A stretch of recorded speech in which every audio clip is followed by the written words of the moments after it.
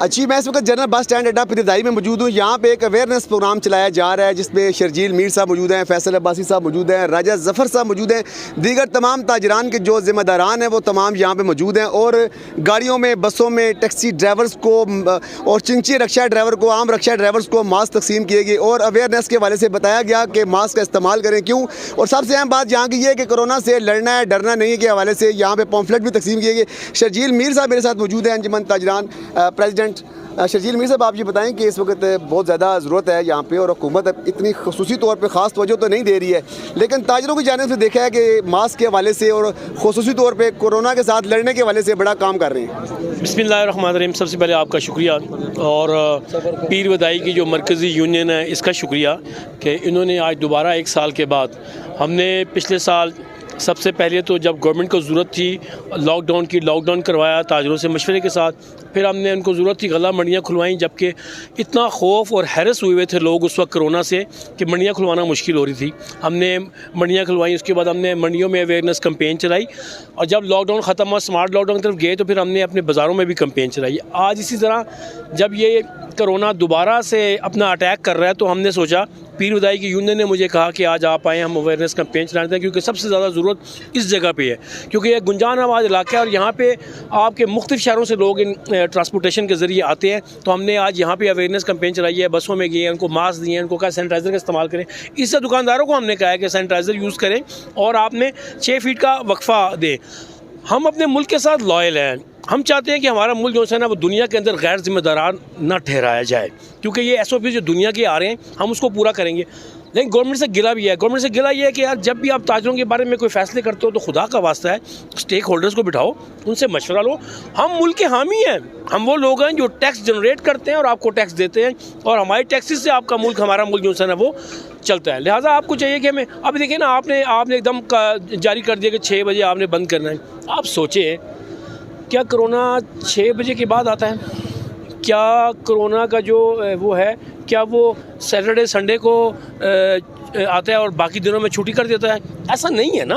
आप जब टाइम को जितना कम करेंगे उतना हजूम ज़्यादा होगा, हमारे पास कस्टमर की तादाद उन लिमिटेड टाइम में ज़्यादा आएगी और मुश्किल होगी हमें ना। अगर इसी तरह सैटरडे संडे में से एक छुट्टी कर देंगे तो वो जो गैप आएगा, वो आप एक दिन जो 24 घंटे मिलेंगे या 10 घंटे मिलेंगे उसमें भी कस्टमर जो आएंगे, बल्कि इसमें क्या होगा, लोगों की तादाद कम होगी। आप चाहते हैं कि हजूम ना हो, हजूम ना होने की एक ही रास्ता है कि टाइम को बढ़ा दिया जाए और SOP से मुस्तकिल तौर पे अमल करवाया जाए। अच्छा, आपने गिला किया कि हुकूमत जो अपने तक सारे काम कर रही है, स्टेक होल्डर के साथ हुकूमत क्या मशावरत नहीं कर रही है? ये सुबह से लेके शाम तक 6 बजे का टाइम रखा गया है। बिल्कुल हमसे मशावरत नहीं कीजिए। अगर हमसे मशावरत करते तो हम तो ये समझते हैं कि 6 बजे टाइम नहीं होना चाहिए। देखिए, मैं बड़ा ब्लंट गुफ्तगू करता हूँ, चाहे मैं ताजर जहाँ पे गलत होंगे तो मैं वो बात भी करूँगा। अल्लाह ने मुझसे नहीं पूछना कि तुमने ईमानदारी वाली बात पूछनी है। देखें, अगर तो कोरोना पाकिस्तान में है, ठीक है, और तेज़ी से बढ़ा है, तो 15 दिन के लिए फिर मुकम्मल लॉकडाउन हो जाना चाहिए और फिर फूड की भी ज़रूरत नहीं है खोलने की, क्योंकि हमने पिछली बार प्रैक्टिस देखी कि जब गला मंडियाँ खुली तो इतना रश होता था वहाँ पे कि आप सोच नहीं सकते। अभी भी शादी हाल खुले हुए हैं, इस्लामाबाद मंडी मोड़ में मंडी खुली हुई है, सैकड़ों हज़ारों की तादाद में लोग वहाँ पे मौजूद हैं, तो वहाँ पे क्या कोरोना के जो असरात है वो नहीं है? यही तो मैं यही कहना चाह रहा हूँ कि क्या जो करियाने की दुकान पर कोरोना नहीं आता, क्या दूसरी आपके जो आपने जहाँ पे SOPs दिए उनको वहाँ कोरोना नहीं आता? तमाम ताजरों को टाइम की लिमिट ख़त्म करके बढ़ा देनी चाहिए। अगर कोरोना वाकई मौजूद है तो 8 दिन के लिए बिल्कुल कर्फ्यू लगा के बंद कर देना चाहिए। 8 दिन की गज़ा सबके पास मौजूद है, ठीक है ना जी। और हम फिर लोगों से इल्तिजा करेंगे कि अपने साथ हमसाये का ख्याल, हर बंदा अपने हमसाये का ख्याल करे। और अगर ये नहीं करना तो ये जो तरीका है ये भी हमें मंजूर नहीं है। ये जो तरीका है शर्जील मीर साहब का, इस वक्त राजा ज़फ़र साहब खड़े हैं। राजा ज़फ़र साहब थोड़ा सा आगे आएँ ज़रा। राजा ज़फ़र साहब, आप थोड़ा सा आगे आएँ ज़रा प्लीज़, आप भी यहाँ पे मौजूद हैं। राजा ज़फ़र साहब, आप ये बताएं कि शर्जील मीर साहब कह रहे हैं एक तो स्टेक होल्डर के साथ इन्होंने, हुकूमत ने किसी किस्म का कोई मशावरत नहीं की और ताजरों को इस वक्त ज़्यादती का निशाना बनाया जा रहा है, तो क्या समझते हैं कि मुकम्मल तौर पर लॉकडाउन के आप हक़ में हैं, मुकम्मल लॉकडाउन लगा दिए या ताजरों को तरसा के ना मारा जाए? मैं समझ औज़ुबिल्लाहि मिनश्शैतानिर्रजीम, बिस्मिल्लाहिर्रहमानिर्रहीम। मैं शर्जील मीर साहब की इस बात की तायद करता हूँ कि जो मेन देखे पाकिस्तान में ताजर मेन की रीढ़ हड्डी है। पिछली जो कोरोना की लहर से मैं समझता हूँ कभी शुरू में कुछ कारोबार स्टेबल हुए थे और आज ये फिर नागानी जनाब जो कैफियत होगी और हुकूमत को चाहिए था कि वो जो अंजुमन पाकिस्तान अंजुमन ताजरान की जो तंजीमें उनसे मुशावरत करके आइंदा को लाएमल उनको एतमाद में लेकर वो आइंदा को लाएमल करा। मैं आपसे एक बात करना चाहता हूँ, इसमें बहुत ज़रूरी बात है और ये बात बड़ी अहम है। हम जो पिछले साल का लॉकडाउन है ना, आज तक उसके जिरगे नहीं भुगता सके भी। किसी के रेंट बाकी हैं, किसी के पैसे एक दूसरे का लेन देन है वो बाकी हैं, और गरीब आदमी तो बिल्कुल छोटा ताजिर जो था जिसकी दुकान भी किराए पे है और घर भी किराए पे है, वो तो बिल्कुल ख़त्म होकर रह गया। वो आफ्टर शॉक से भी ख़त्म नहीं हो रहे और आप नया लॉकडाउन की तरफ जा रहे हैं। इससे ताजिर तबाह हो जाएगा, जिसको आप रीढ़ की हड्डी कहते हैं, और जब रीढ़ की हड्डी तबाह होगी तो आपका मुल्क फिर क्या चलेगा, खड़ा होने का काबिल नहीं रहेगा मुल्क। अच्छा, शर्जील मीर साहब और राजा ज़फ़र साहब ने बात की, यहाँ पे फैसल अब्बासी साहब मौजूद हैं। फैसल भाई साहब, आप ये बताएं कि हमने देखा कि आप अमूमी तौर पर ताजिरों की भलाई के हवाले से कुछ ना कुछ काम करते ही रहते हैं, तो मुझे तो सूरत हाल में इस वक्त लॉकडाउन की भी सूरत हाल है यहाँ पे, और कोरोना के जो है ना वो भी मामला बहुत ज़्यादा ख़तरनाक बता रहे हैं, तो क्या कहेंगे हुकूमत और आपकी जो तंजीम है इस वक्त, शर्जील मीर साहब मौजूद हैं, तो क्या ऐसे मामला होने चाहिए जिसकी वजह से ताजर भी सुखी हों और साथ साथ उनके जो पेट के जो मामला हैं, उनकी खुराक है, उनके खाने पीने का निज़ाम है, वो भी सही अंदाज से चले? मेरे ख्याल में हुकूमत को चाहिए कि वो SOP पे अमल दरामद करवाए और टाइमिंग बढ़ा दे तो बेहतर है, क्योंकि रश नहीं बढ़ेगी। और सबसे पहली चीज़ है, अगर मास्क की पूरी कूम पहन लेना तो मेरे ख्याल में ये कोरोना वायरस आगे नहीं फैल सकता। अच्छा, मुझे ये बताएं, फैसल अब्बासी साहब ने बात की, मुझे समझ से नाज़रीन आप भी ये बात सुन रहे हैं कि क्या मास्क इलाज है, मास्क कोई सैनिटाइज़र है, मास्क कोई वैक्सीनेशन है कि मास्क पहनेंगे तो? आपने अच्छी बात की। देखें, 1 साल हमें मिला था जी पूरा, हमें वैक्सीनेशन का इंतज़ाम करना चाहिए था। आज ये क्या वक्त है, क्या हमारे पास साइंसदान नहीं है, क्या हमारे पास डॉक्टर्स नहीं हैं? हमें भी वैक्सीनेशन को चाहे ईजाद करना चाहिए था, चाहे बनाना चाहिए था, और अगर नहीं कर सके तो आपको जो बाहर से मंगवाई थी उसको देख के कुछ बना लेनी चाहिए थी कि हम किसी के मोहताज ना रहते।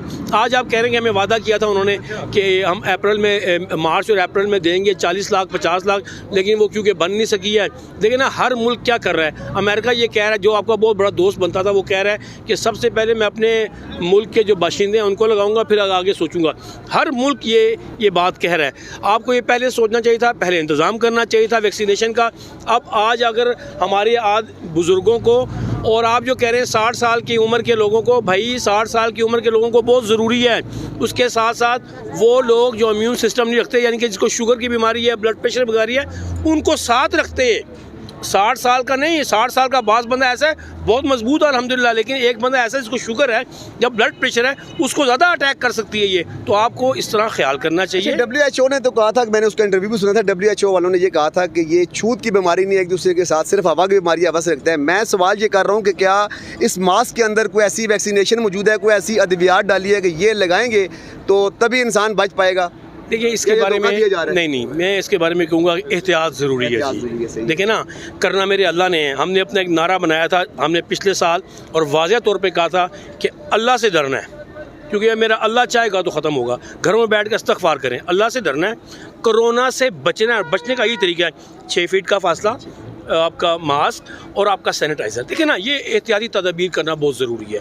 हाँ, और कोरोना, अल्लाह से डरना है, कोरोना से बचना है। इसी तरह हमने जो मुत्तहिद और मुनज़्ज़म होना है और कौम बनने जाना है, इसे डिसिप्लिन सीखना है हमने, ना कि हम इसको नेगेटिव तरफ हम लेके चले। अच्छा, जापान ऐसा मुल्क है, जापान में इस वक्त जो है वो कोरोना से पाक हो चुका है, तमाम शहर कोरोना से पाक हो चुके हैं। उन लोगों ने क्या ऐसी एहतियाती तदबीर? उन लोगों ने ये एहतियाती तदबीर इख्तियार की हैं कि काश 75, 76, 77 साल पहले हमारा लीडर कोई ऐसा पैदा होते जो हमारे रहनुमा हैं कि वो हमें तरबियत कर सकते।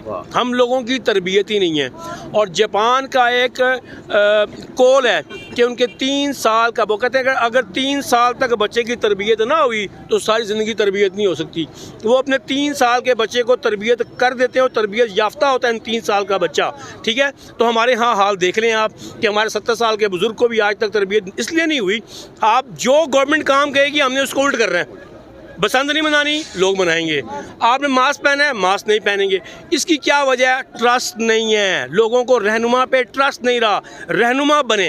हाँ, 1,24,000 रहनुमा आए थे। कौन थे वो? पैगंबर, वो असल रहनुमा थे। और कॉन्सेप्ट वहाँ से शुरू हुआ रहनुमा का। तो बातें वो वाली करें 1,24,000 पैगंबर वाली, अल्लाह अल्लाह सिखाएं लोगों को, फिर बताएं कि जो आपकी बात पर ट्रस्ट करेंगे लोग। हमारी तरबियत ही नहीं है, और आपको अचानक एक वबा आ गई है और आप कह रहे हैं लोगों को कि आप मास्क पहने। भाई मास्क कैसे पहने? हम किस जगह जाते हैं जहाँ पे सियासतदान बैठे होते हैं, उन्होंने मास्क नहीं पहने होते। ठीक है ना, आपको तरबियत करने पहले सबसे पहले आप लोगों को चैरिटी क्या कहते हैं उसको, बिगिंस होम। चैरिटी जो होती है घर से शुरू होती है, बाहर से नहीं शुरू होती। आप जब तक आप एहतसाब अपना नहीं करेंगे, आपका जो भी है आज तक एहतसाब का अमल पूरा नहीं हो सका, तो आप आवाम से क्या एहतसाब लो? जी, आप आवाम से क्या एहतसाब करेंगे? क्योंकि तरबियत अगर जापान का मुकाबला करना है, अगर दुनिया का मुकाबला करना है, तो आपको जापान के 3 साल के उस बच्चे जैसी अपनी औलाद की, अपने बच्चों की तरबियत करना पड़ेगी। क्यों कि अभी तक हुकूमत की जानिब से ये आवाम के दिलों में, आवाम के जहनों में ये बात नहीं डाली जा सकी, क्योंकि ये चंद कमज़ोरियाँ हैं। शादी हाल खुले हैं, मंडियाँ खुली हैं, बाज़ार खुले हैं, और स्मार्ट लॉकडाउन या मुकम्मल लॉकडाउन के हवाले से अभी तक तीसरी लहर आ चुकी है जो इंतहाई ख़तरनाक है। तो इस वक्त हुकूमत को ये चाहिए कि वो स्टेक होल्डर्स को भी साथ रखें, और सबसे अहम बात ये कि लोगों के अंदर एक तरबियत पैदा करें ताकि लोगों को पता हो कि कोरोना क्या चीज़ है और हुकूमती अहकामात क्या चीज़ है।